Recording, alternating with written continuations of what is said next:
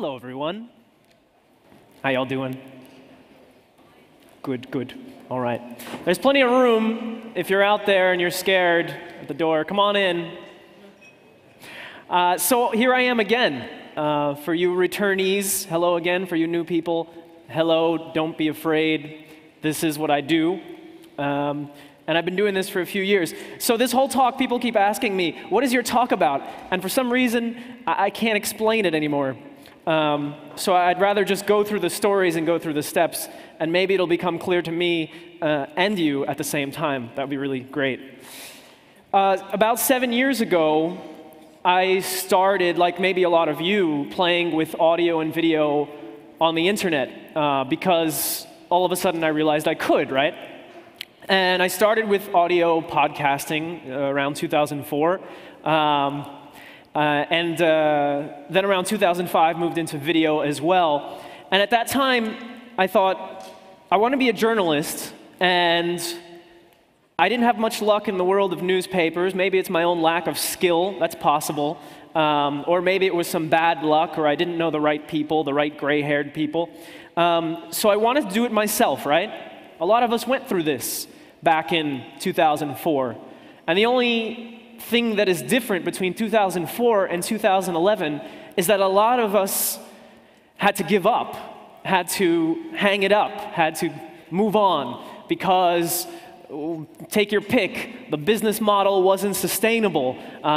We got another job, better paying one, a steady paying one. We had 3 kids. My computer broke. My next computer broke. Can't afford it, whatever. There were all these reasons that so many good citizen journalists, and you know what? Let's get rid of the citizen right now. We're all humans. Never mind citizenship. No person is illegal, except for that whole criminal thing, but except for that.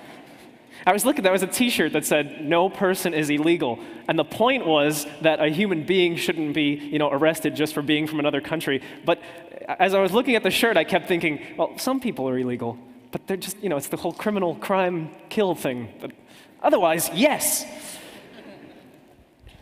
So I agree with the t-shirt, is the point. But so here I am, 2011, what's left of it. The journey to the end of the year is near, right? And I'm still here. I'm still producing a podcast every week. You may not have heard it, but I'm still doing it. And that's kind of the point of this talk today. I have survived, I continue to survive, and sometimes I don't even notice how the hell I'm doing it, because I'm just doing it. There's that old expression, life is what happens while you were trying to figure out what to do with your life. That's not the expression, I fucked it up, but that's a good version of it.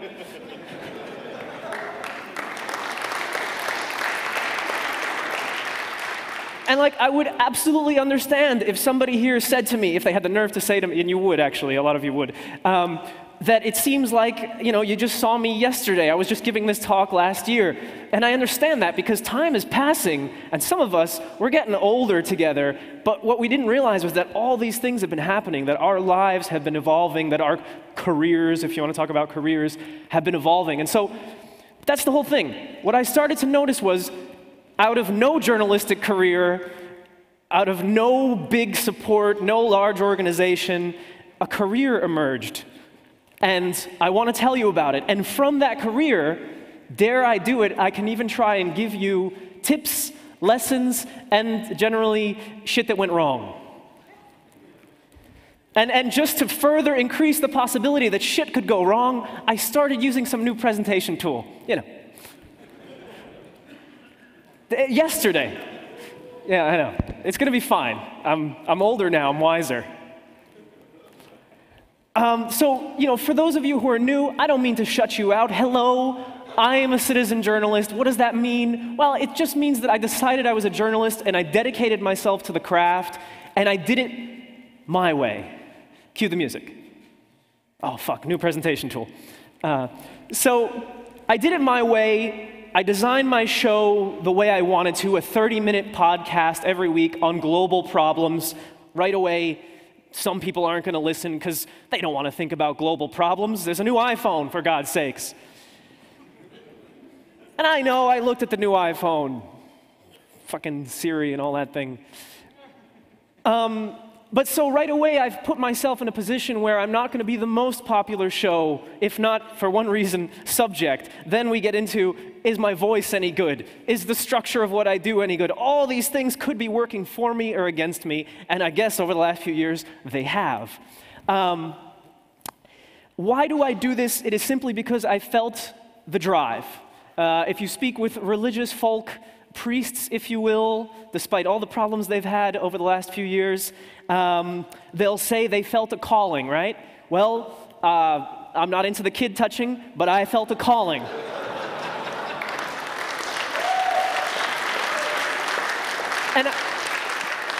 And I respect them, not the kid touching thing, but let's not talk about that anymore, as a matter of fact, but I respect the idea that you have a calling in your life. You know, maybe you had a calling too, and it was that you had to fuck around with RFID, and that's your calling.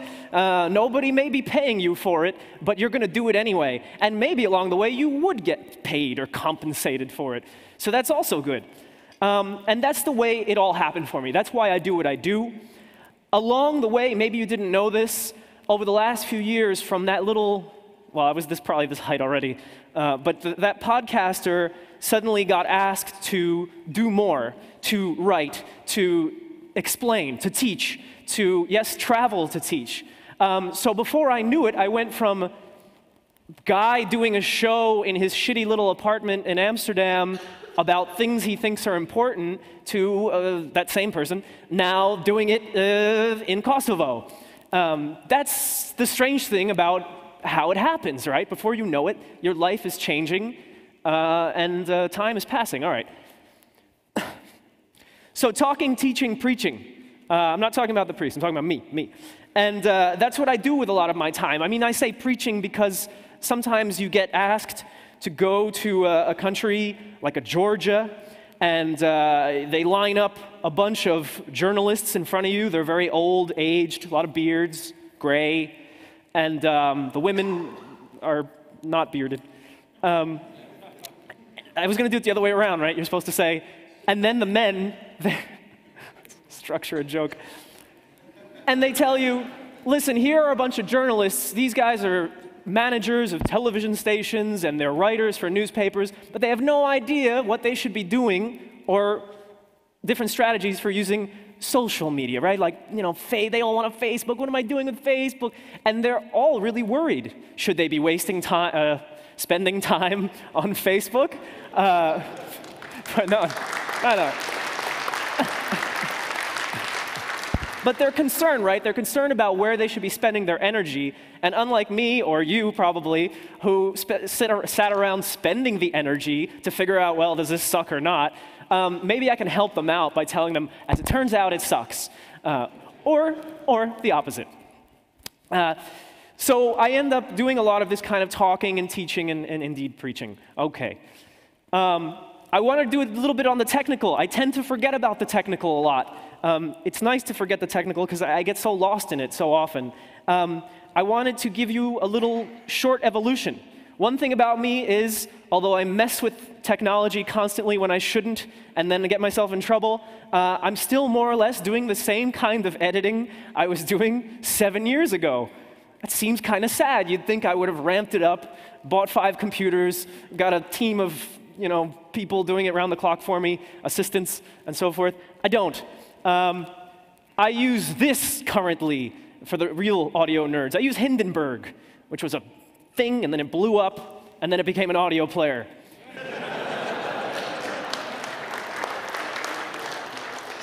And so I use it, we're trying to change history, have good memories of Hindenburg, and it's basically what you see. Not a very complex tool. I'm just a guy doing an interview show, right? So I tend to only have maximum 2 people on the program, sometimes 3. Some say I should do 3 or more. I don't know, group things are interesting. So I'm still doing the same kind of editing audio-wise. I haven't really changed as much. A lot of people, my good friend Tim, I don't know if he's here, but he's always talking about how he'd like the perfect audio editing tool.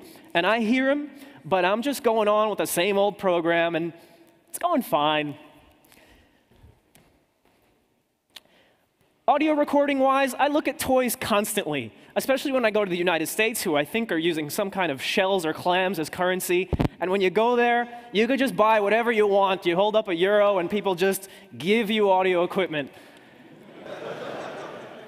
I've been using the same, this Adderall looks very clean and nice, mine not so much. I've been using the same Adderall for probably at this point 4 or 5 years. I want it to break so that maybe I'll feel justified to get something new, but I will not replace it until it dies, and I'm not throwing it down the stairs or anything. It is still my trustworthy audio recorder. It does the quality that I need, unless somebody wants to tell me otherwise, that you haven't told me in the comments on my website yet. This is still my audio recorder, and I don't spend my limited funds and my time trying to replace it all the time. That hasn't changed.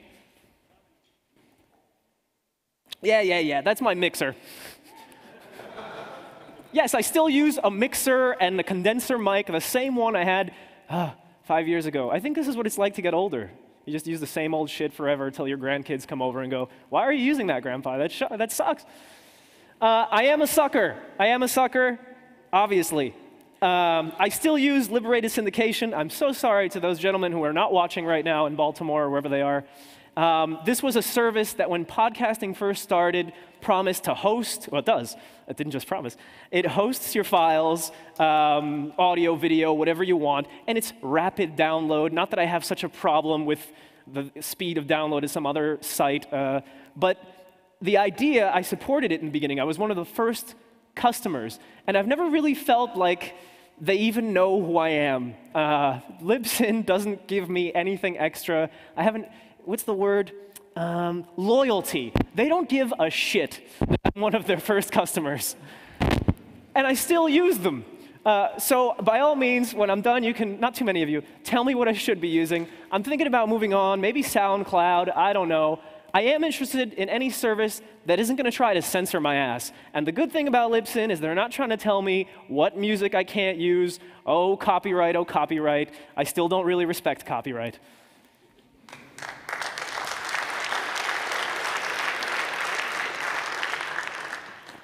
Batman had this same problem with the first cowl. You couldn't, and then he told Alfred, remember? He said, "I can't turn my head." And then, so now I'm good. And not to say that I don't respect copyright at all. I use music that I'm legally not supposed to. But I'm not trying to sell you music, so I don't see what the point is. Pretty soon I might get rid of music. I don't know. I don't feel like going to jail ever. Except for a visit. All right, here's the part I like. And I'm going to try not to bore you and not to boast. I don't like bragging. I really don't, believe it or not. I'm standing here giving a talk, and I actually don't like bragging. It's very ridiculous, yes. What's been great is I haven't made my fortune, as if there's a fortune out there for me, doing podcasting. But I have been invited to some of the most unlikely places, in my opinion, in the world. Now, maybe you find some of these places perfectly normal. I understand. But the beauty has been that because of my podcast, because of whatever it is that I was doing online that made sense to somebody, they would then invite me to come to whatever city, whatever university, and do what I do. Teach their students, teach their adults, whatever kind of group they wanted. And, you know, I like to travel. It's worth a lot of money to me. It doesn't pay my bills, but it feeds my brain and my soul, right? So some of the unlikely trips, in brief, right? Back in 2007, nobody invited me, actually. I said I really would like to go to New Orleans. This is Long Beach, Mississippi. There was a house there once. It blew away. Or did it wash away? That was a big debate in court. Either way, somebody lost a house. Many people lost houses. And I said I would like to go to New Orleans, and I would like to go to Long Beach, to Mississippi in general, and see the damage. And I said this in my podcast, and immediately, or very soon thereafter, somebody wrote and said, "I'll give you frequent flyer miles, and you can go to the States. After that, it's up to you what you do, but I like your program, and I'll give you these miles." Okay. Someone else writes to me and said, "Actually, I'm in New Orleans. If you want, you can come here. I'll show you around. There are people who are doing rebuilding after Katrina 2 years later, but they were still doing rebuilding, of course." And I said, Okay, and slowly these things came together, and I wound up going to New Orleans, then going to Mississippi, then going on to Florida, and visiting people who had gotten in touch with me or recommended to me who were living and working, had lived through the storm and were working now to recover. So all of a sudden, the journey was sort of laid out in front of me if I wanted to do it. And it wasn't going to earn me a lot of money, although maybe I could write something that's of value, maybe somebody would donate, and so forth. That was the New Orleans trip. A little while later, I had a freelance gig, because I am a freelancer, right? Who isn't? We're all freelancers. That's the future. Yay. Yeah, we'll get into it, but freelancing. That's somebody's house. No, that's a prison. No, it's a high school. There's a high school and a prison. It was a prison. Anyway, I get a job. What a stupid idea, but I get a job. And I'm doing webmastering, which is crazy because I'm not a master of the web by any means. But I do the job, and it turns out that it's a conference that occasionally has conferences in Southeast Asia. So we go to Thailand, paid. All right? You all do this sometimes. I think I saw you guys there, all of you. And I was going to make a joke about never mind. Thailand. And so I do the job, and then I get an email from a blogger in Cambodia. Hello, Mark from Cambodian bloggers. I'm like, wow, great. Since you're in Thailand, if you want to come, I probably had said somewhere that I did want to come. If you want to come to Cambodia, we're here. Come to the cafe, tea and coffee. A lot of the Cambodian bloggers are here. We'd love to show you around and tell you about issues in Cambodia. And I thought, yes. And then I went to Cambodia, and indeed, the bloggers were all there at the cafe waiting for me. Some of them didn't know who I was, which was weird. But then the story, again, laid out in front of me. That was the Cambodia trip. Then comes something weird. In 2009, I get invited to speak in southern Russia, near Ukraine. And that's already exciting for me. I don't know about you. I'm in Rostov-on-Don. And there's a lot of people from different Russian republics. Shamefully, I don't know the names of all the Russian republics. It's very difficult, by the way. Be a good Jeopardy thing. And this woman comes up to me, and she says, she speaks in code. Or either that or she doesn't speak a lot of English. And she says, do you like the cold? And I say, I think in my head, if somebody nice asks you if you like the cold, say yes. Like, just might be good. So I say yes. And she goes, you will need a good boots. And I said, uh-huh. And the coat. And I said, what am I doing? And she goes, and we can invite you to Siberia to teach some online journalism. I said, yes, like fast, like, yes. And sure enough, 2 months later, I'm in Siberia, maybe 3 months later, I'm in Siberia, and I'm teaching online journalism in Tomsk. And you know, while I'm there, I say, I think I'm going to take this Trans-Siberian. No one's paying for that. This was me, of course. And as I say on Twitter, because that's where you tell everything that happens, I tell my conscious Twitter that I'm going to go on the Trans-Siberian. And immediately I get an email. And this one's from someone I actually know in real life. And she says, you know, we have a friend in Mongolia. And I said, no, I didn't know we had a friend in Mongolia. And she says, yes, you went to school with her and she follows your work online. Go see her in Mongolia. I get the train ticket, off I go to Mongolia. And so, you know, sometimes you wake up in Mongolia, that's just how life is.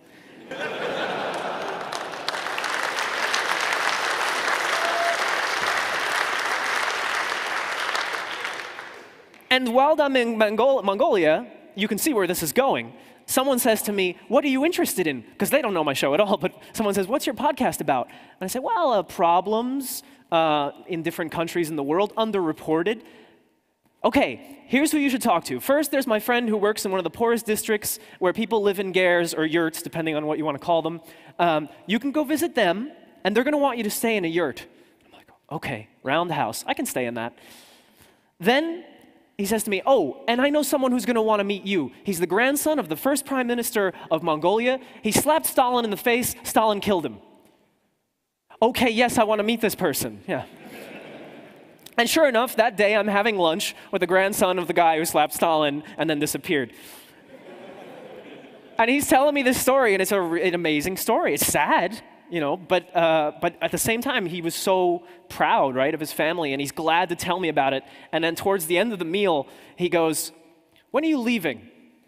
And I said, 2 days or so. And he goes, "No, you should stay." And I said, "Yeah?" And he goes, "Yeah, young people, it's good for them, Mongolia now, foreigners.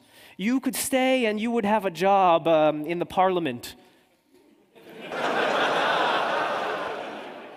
And honestly, I'm looking at what's left of my shitty dinner and I'm thinking, maybe I stay in Mongolia. And I said, "What would I do?" And he goes, "You would help with English things." And you know, silly me, for a second I actually thought he understood, like, I am a podcaster, I'm a journalist, and he's just like, "English foreigner, you can stay here and work." Like, all right, so that was my Mongolia adventure. I did leave, I did not stay. So sure enough, as it goes, I had given a few talks here at the lovely Republica conference, and you meet a lot of interesting people, just like you do here at this conference. And one guy I met goes by the name Baghdad Brian. It's a good name. It says something about you. And he said to me, "We should work together." I like when people say that for the most part. But I think we all kind of go, "Yeah." Baghdad Brian, and I end up hearing from him periodically for several months after that. And towards the summer of 2010, we met up in New York, I think. No, Frankfurt, same thing. It's all a bunch of banks, tall buildings. And he says to me, "So are you ready for Afghanistan?" And I'm like, "Sure, yeah. Sure thing." And, ow. It's because I have a beard, don't worry. And so he says to me, "Yes, in like 3 weeks, man, you gotta be in Afghanistan." Like I had a homework assignment or something. And I thought, okay, let's go to Afghanistan. And sure enough, 3 weeks later, I'm in Dubai getting my visa to go to Afghanistan. And then I learned that my job is going to be, of all things, I'm going to be teaching elections observers to do crowdsource mapping. You know, because I work with online media, so I know what crowdsource mapping is, never having done any crowdsource mapping, but you know. Why should that stop me? And of course, while I'm there, I'm doing interviews. I've got the Adderall, of course. It's still alive, despite all the Afghanistan that's around. It gets in the... It's fine. And there it is. I do another job in Afghanistan. I mean, I do a job in Afghanistan. Plenty to write about after that, even some stuff that actually pays. And you see where this is going. It's like some kind of bragging show. But I don't understand how this all happened, really. I get back from Afghanistan, life goes on, doody-doody-doo, riding my bike. And then I get a message from Baghdad Brian. And he says, "We're going to need you to go to Georgia." And I said, "Georgia? Yeah, that's good. What am I going to be doing there?" "Oh, you're going to be teaching social media to veteran journalists." I'm like, "What?" So journalists who have been working for a long time, who are much older than me and wiser and have seen war, I'm going to tell them what to do. And sure enough, that's what I did. And so I thought I had enough Afghanistan, but apparently not, because a few weeks after Georgia, you know, because I haven't been home enough, I get told that there's a job to do, and it's in Afghanistan again. And man, do I know my way around getting the visa. Back in Dubai, I don't need a map anymore, and I'm back in Kabul really, really quickly. And there I'm told that I'm going to be teaching young journalists, which is actually my favorite thing to do, because I remember what it was like to be a young journalist. And so I can teach, I can. And so there I am. I go to a place called Herat, which is on the Iranian border. And I go to a place called Jalalabad, which is on the Pakistani border. And I'm constantly sick to my stomach because I don't know. These vegetarian options are very limited. They consist of mostly oil and oil. But I get to teach video storytelling, which is something I actually love to do, as well as audio storytelling, but they don't like audio as much, which is unfortunate, because I do. But so I teach video storytelling in Afghanistan. It's a fantastic experience.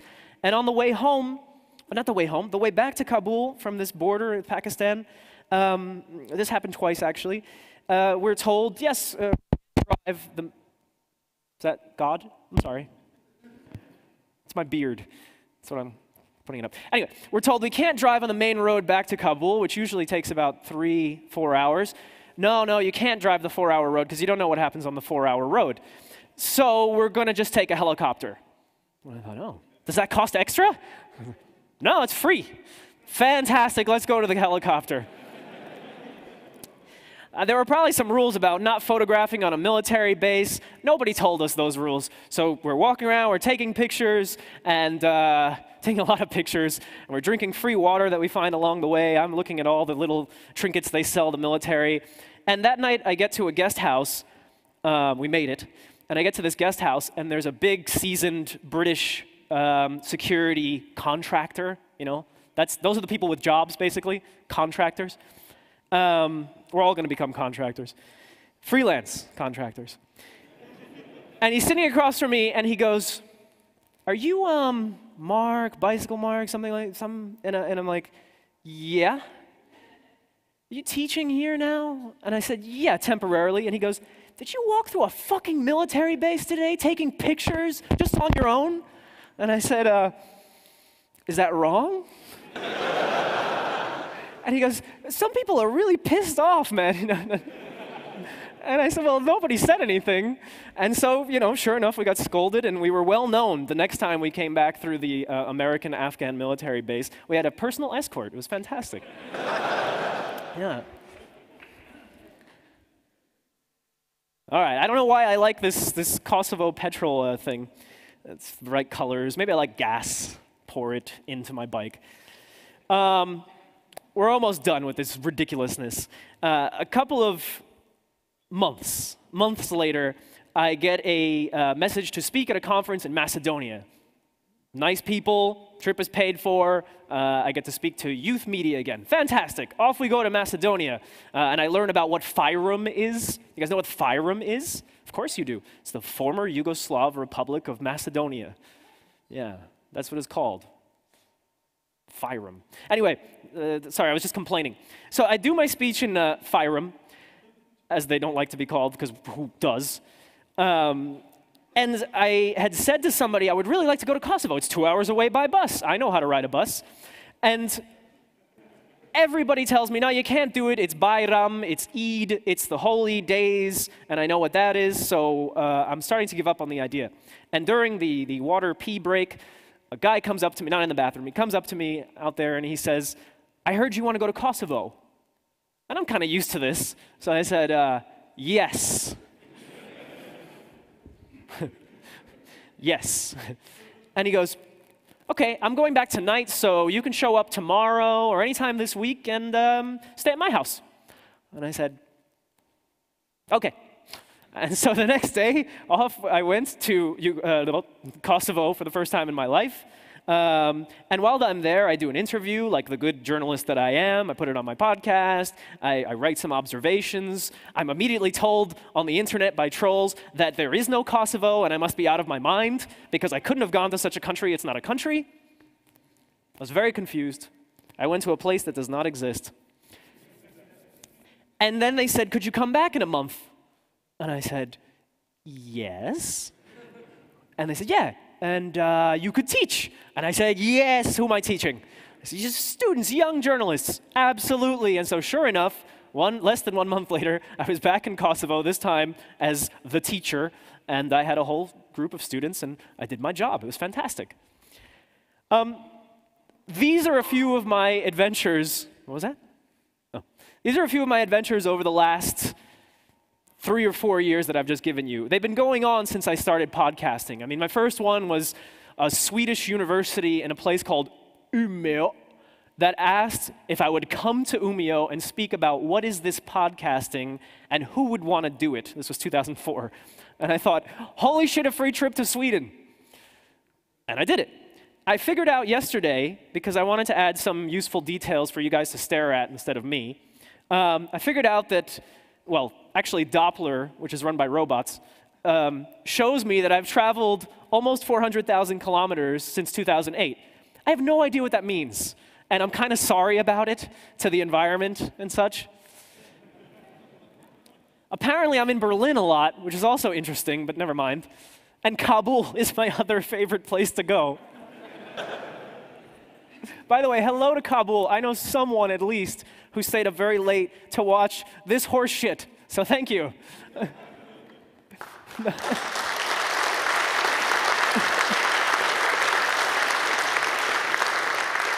The applause is for Kabul, of course, not for me. So that was interesting to see. You may notice I've never been to Africa or South America. So there are the goals for the next few years. Besides being able to support myself and exist as a decent journalist, South America and Africa. And I'm working on it. That's a teaser. Some of these things you know, but I want to go over them real quick. And I used to say this as a theory, and now I can say it as a practice. Fuck resumes and CVs. I have one, but who wants to read it? It doesn't say anything about who I am. It's a list of schools and years and tasks that are broken down into about 3 words that don't really describe what I did. I much rather use my website. My website is my calling card. Unfortunately, sometimes I have fake snow falling from the header of my website, and it's kind of embarrassing, but I still do this shit because I'm kind of nostalgic for Christmas. But the point is, and just one more time, is that the website is your calling card. It's what gets me a lot of my work. It doesn't mean it's the best design website. It doesn't mean every single bit of content is so good. It just overall represents me. Like I'm satisfied. So that's one thing. Like resume, to hell with it. Website, yes, right? But we know this, so old information. I've also figured out in all this, first of all, I should never be called a war reporter, because I don't have the balls to be a war reporter. I am somewhat spineless, so I like to go to the place after the war and then teach people things. This is both slightly safer, depending on where you go, because Afghanistan is a little confusing, but I really like doing this because it's actually much harder, in my opinion, because you actually have to teach people who they want to learn. God, what can I do here? Hello? Okay. You have to teach people who may not have access to the education. You know, Afghanistan has one journalism program that I know of, and it's text-based. If you want to do video, audio, you need someone with experience to come tell you what's up. All right. This one's, oh. Now, this is the other Mark. Thank you very much. I'm here. What was I on? The other guy? Oh, yeah. So what I figured out is, my role, among other roles, is I'm a post-war reporter. I go in after everybody's gone, and I try to look for reasons why the conflict happened, reasons why things are getting better or not, and the stories that are not being reported. I mean, Kosovo, for example, is one of the least popular news stories out there today. That's where I'm going. That's where I want to dig up what's going on. Because you can't look to the mainstream to do it, you know?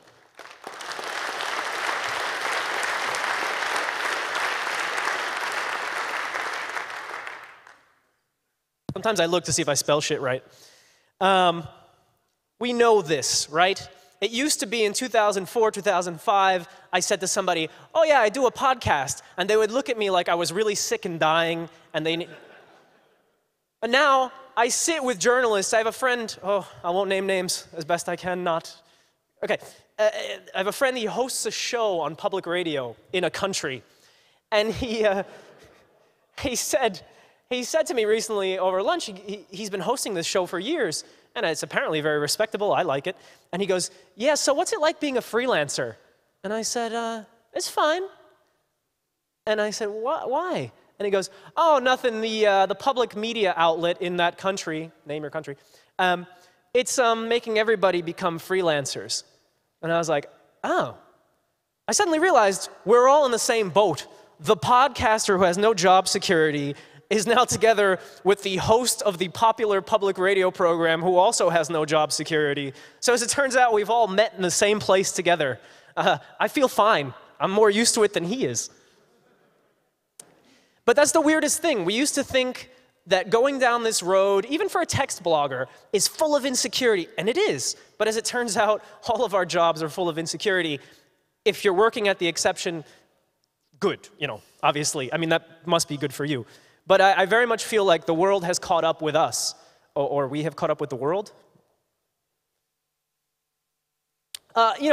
Money is still evil. I'll probably say that till I'm old, unless somebody dumps some on me. Then I'll still say it's evil. With my new iPhone. Money is still a problem.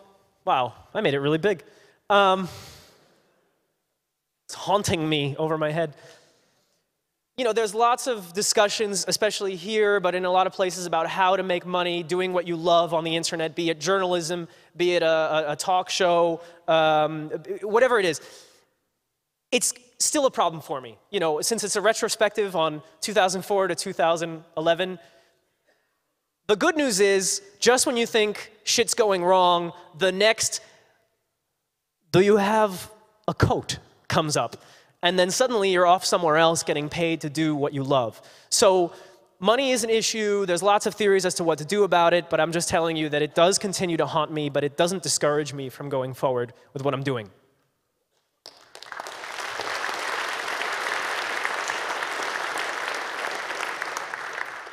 And I mean, I'm interested in this whole, it's an old discussion, but it's got to carry on, about crowdfunding, and these flatters and the Bitcoins. I don't know anything about Bitcoin. Oh no, now I'm going to get emails. Bitcoin, Mark! All right, I look forward to it. But I'm interested in all these things, but most of all, I'm interested in a cultural change. That doesn't so much mean here in Germany, but definitely back in my United States or in my Portugal, which is my other country. A cultural change where people think about what they love, right? The program they love, the software they love, especially from small producers, from independent producers, and they pay something. And even the word pay is a little bit annoying. They give a thank you every year or every month. And for me, this is a cultural change, and it doesn't come at this level. You guys are too old, I'm sorry. You're not that old, you look great, but I think that it starts more in school. The same places where we learn to use money and how we go to the supermarket or credit cards, whatever. I think that this is a cultural, education that needs to come when you're young. And it may happen. It may stick with us. I'm feeling it in my own work. I used to take so many things for free. Let's not even use take. I used to use a lot of free stuff. And now I think about the person who produces it, and even though I don't make a lot of money, I give them a little something because I use the tool. The Hindenburg crashing software, it doesn't crash. The blimp crashed, the software doesn't. I give those guys money, right? Because I use their tool. And I know they're working hard up in Denmark. So I still think that there's a cultural change that has to happen, and we're not going to see it. Well, maybe when we're old, we'll see it. The results. So, some things haven't changed in media, some things have, right? There are a lot of the same old names that still are quite powerful. There's also a lot of unlikely names that have risen. And that's one good thing I can say. Be it a blogger. I mean, Huffington Post is kind of an interesting example. But then, Huffington Post sold or was bought by, AOL? And who wants to be owned by AOL? Being owned by, I don't know, something old. So a lot of the old players are still around. Some new, formerly independent grassroots projects have risen, and they've become a force in media. And that's interesting, but it's still a game dominated by the big names. I went to the BBC today. Still useful. That hasn't changed so much. That's kind of what stays the same as well, so I'll skip that. What I like a lot, and that's why I come here, and that's why I take a lot of these opportunities that's why I go to Berlin so often, that's why I go to Philly so often. I love hanging out with people who make media, not necessarily exactly like me, but it could be like me, because I get ideas. There are podcasts, there are video blogs, and there are text blogs, and there are activists and nerds of all kinds that teach me a lot, sometimes when I don't even expect it. And so I take their tips, I take their advice, and I use it to make myself better. So the beauty is, when it comes to being like a citizen journalist or an independent media producer, we learn from each other, and that's, for me, one of the best things, the best aspects of what I do. I wanted to do like an advice thing, and this is halfway advice for myself, but it's also advice for anyone. It is to try more and to do more. It's so simple and boring that I'm going to change the slide really soon, but I don't do it enough. I don't submit enough. I don't push. I don't try. I'm not a pushy person. You know, I send an email requesting an interview, and I get no response, or I'll get back to you, and then I just let it sit for a week. Like, I need to, you know, they're like, no, I'd like to talk to you this week, you know, another email. So my advice for anyone, including myself, is try more. If there's something you really want to do, and it looks difficult, try it anyway. Submit more. Don't be afraid of failure. You know, fear of failure, I think, is something that controls a lot of people. Fail gracefully. Enjoy your failure. I've been doing it for years. There are a few things I was wrong about. Let's go to one major thing. And I'm surprised. Well, am I surprised? World peace through independently produced media is not happening. I'm really bummed. Like, I went to Georgia, right? Time for this? Yeah. I went to Georgia, and I said to some Georgian friends, we'd all been drinking a bit. They really like to drink, huh? With wine, yay.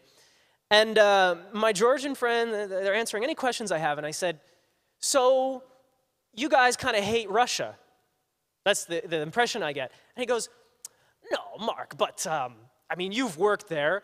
The Russians are a problem, huh? And I'm like, no, my Russian friends are nice. You know, like, they don't, you know. And he goes, no, they want to control us. And I said, no, I hung out in Siberia. Nobody wants to control anything. Except the weather, I'm sorry. And then I said, well, isn't there some kind of project where, say, oh, silly me, somebody makes video blogs or content from Georgia, and it's messages for Russians, and Russians are making messages independently of the newspapers where they say, this is what life is like in Russia, and we're not out to control your country. And then the Georgians go, well, this is what life is like in Georgia, and we're not out to take control of any non-governed regions. And he says to me, no, to my knowledge, no one's doing that. And I'm like, oh. So, like, is there violence that may happen? And he goes, oh, it's possible. I was like, but we have the tools, but it still doesn't bring the understanding. And maybe you understand completely why this is. Maybe you say, that's human nature. But I'm surprised. I was wrong. I thought world peace was at hand. I'm not going to give up. I'm just surprised it's taking so long.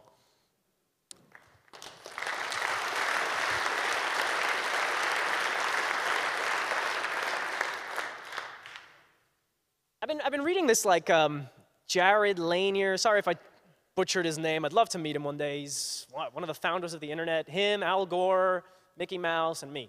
We all invented the internet.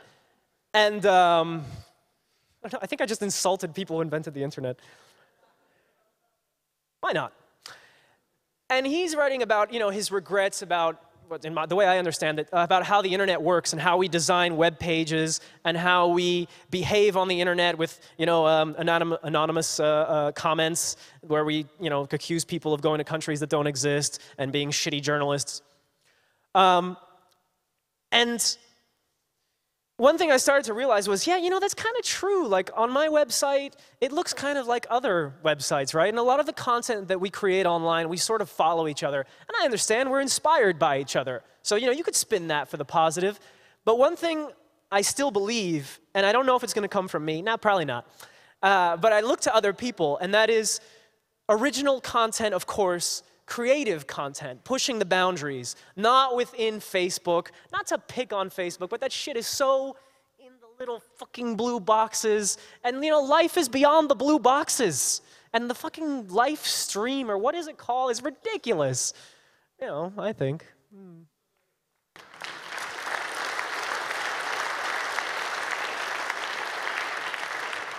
And so even though we've got a lot of independent media producers doing a lot of important work, we get to meet a lot of them here in the hallways and such, I still think we need more. We need more creativity. You know, if you're sitting in the crowd and you're thinking, this guy's entertaining, that guy's not, that's interesting, that's not, I would look to you. What are you creating? What do you love to do?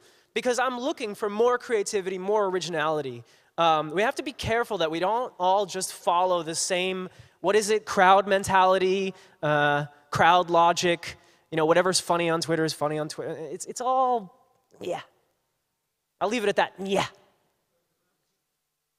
And so that's what I'm looking for. In my own work, I'll do what I can. And I'll gladly listen to people who want to yell at me or constructively tell me things. But what I'm looking for is reporting, storytelling, information, especially between people who maybe have a disagreement that needn't exist, that needn't turn to violence. You know, we know a lot about that in this part of the world. I'm looking for people who are doing this kind of work. I'm looking to be one of these people when possible, but I'm also looking for it throughout the internet. And so that's my thing. I want creativity, rebellion, experimentation, and originality. That's my one hope. And that's it, really. I mean, 7 years is not that much time. So if you want the extended version with the backflips and the fireworks, we'll do that at 10 years. All right? In the meantime, I want to say a big thank you for all the years that a lot of you have supported my work and have also created your own content and have, in whatever way, been there. I wanted to say thanks. That's also why I'm standing here. That's it. I'm going to retire. I'm old. No, I'm not retired.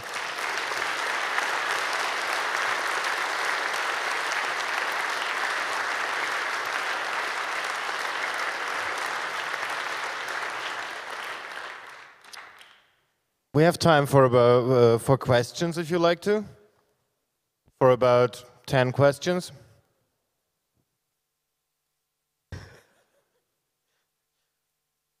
This has been happening to me a lot. Oh, there is a question. Oh, shit. Mark, thank you for your talk. I have another reason for your last appeal. If we aren't rebellious enough and inventive enough and courageous enough, we know the alternative.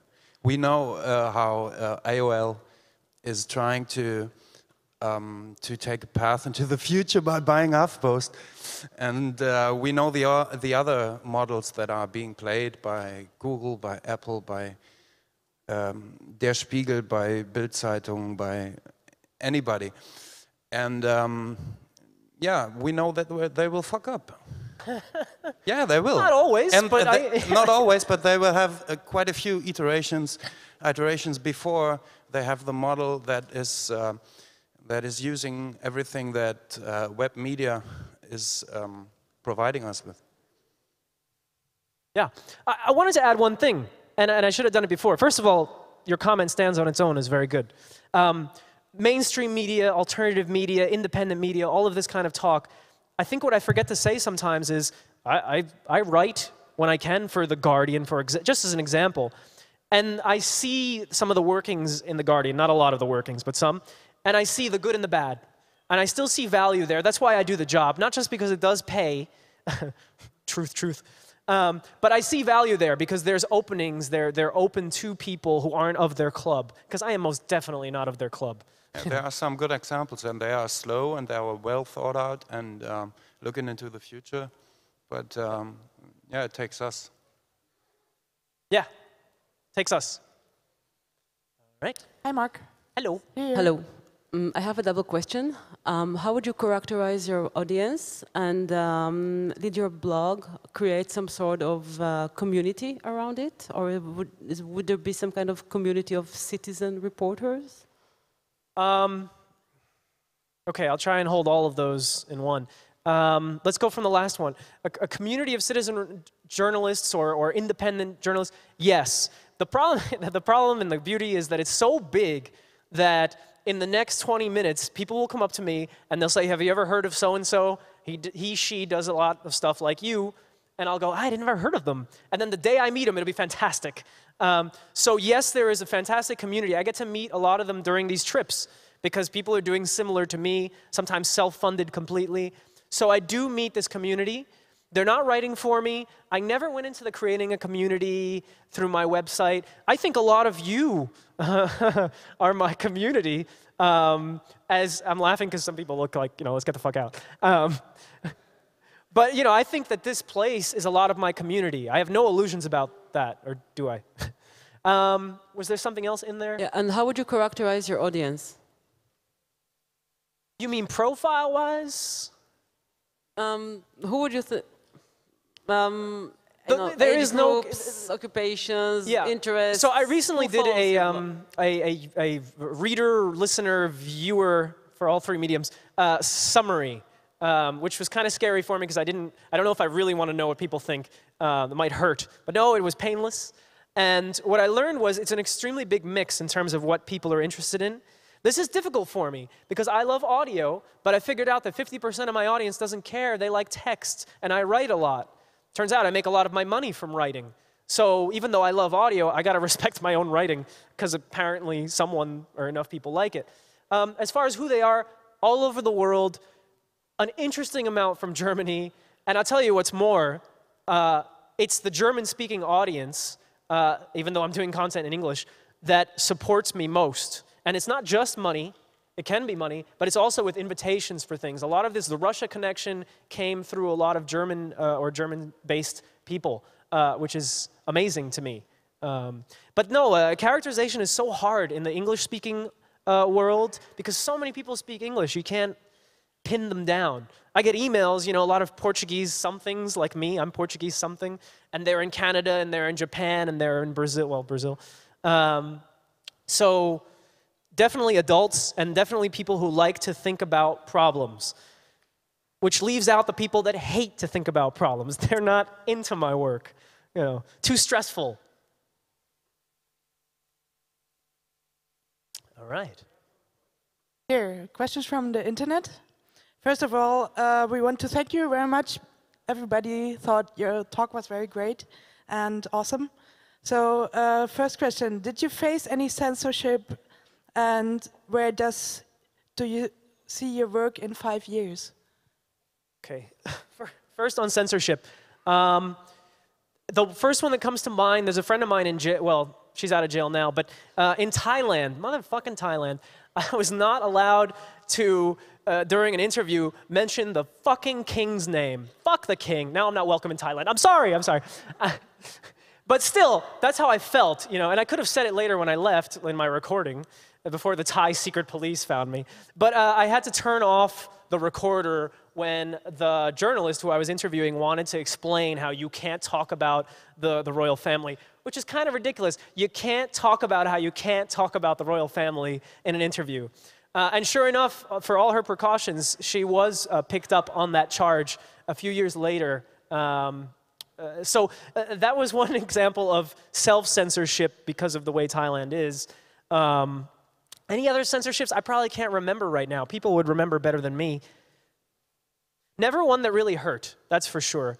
My least favorite censorship is when I'm trying to write something for a newspaper or magazine and they tell me, keep it to 600 words, buddy, and I'm trying to tell a story about human lives or struggle or war, and I gotta keep it to 600 words because that's convenient for the newspaper. I hate that. Okay. I think stories take the space that they take, and I'll try and not, go on and on forever, but I'll tell you the facts that are necessary without cutting everything out. Have you ever considered a life insurance, or have the maid kicked you? And the second question, did you have to erase the pictures you took of the Afghan military base? No, no, I didn't. One of them was published in a magazine in Kosovo. While I was there, I went, okay. And there's a photo of a US military base, I won't name which one. And I'm in the helicopter over it, so there's like the shadow. And yeah, nobody noticed. They can't manage their media anymore. There were two other questions. One was, where am I going to be in 5 years? Oh, man, I don't know. Utah Phillips once said, he said so many great things, but he said, you show me, come on. You show me a guy, it could be a girl, obviously. Show me a person that is engaged and motivated in political and global and whatever issues, and I'll show you a person that you can't find or you won't know where he is in 5 years. So I have no idea where I'm going to be in 5 years. I'm way too in the moment as we are. And the other question was if you have considered a life insurance. God. So can you tell the life insurance salesman that I'm okay? I don't need Snake Farm to tell me what to do with my life. No, I don't really do I mean, in Russia, I had travel insurance, which is another joke, right? So I've bought into a few temporary jokes, but I have no ongoing joke of an insurance plan. There's other details, but I can't disclose in regards to my family, and that's private. But no. No, and there was no kidnapping insurance. If I'm kidnapped, I'm fucked, you know? Okay, good. Last question from the internet. Do you see a future for podcasting in mainstream media?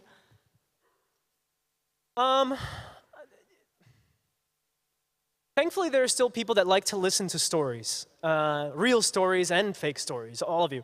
The problem is video and text are more dominant. I know there are exceptions to that, and I know there are very good exceptions to that. But I think the mainstream follows the trends, unfortunately, because I think we lose out because they follow what's popular and they think they know what's popular and they don't take risks. And I think at this point, doing an audio program is almost like a risk because it's not as cool as video or the old text. I don't think audio is ever going to go away, and maybe a good presenter or a good subject will bring the audience, as it does, like, you know, This American Life in the US, I think, is extremely popular. You know, I like it. So in many ways, maybe it's up to me as well to work on my content so that I can inspire people that aren't into audio. So I think audio is here to stay. It's a tougher racket. Do you have some last words? Nah, every time I try and quote somebody, I fuck it up. I'll see you all next time. Thank you very much.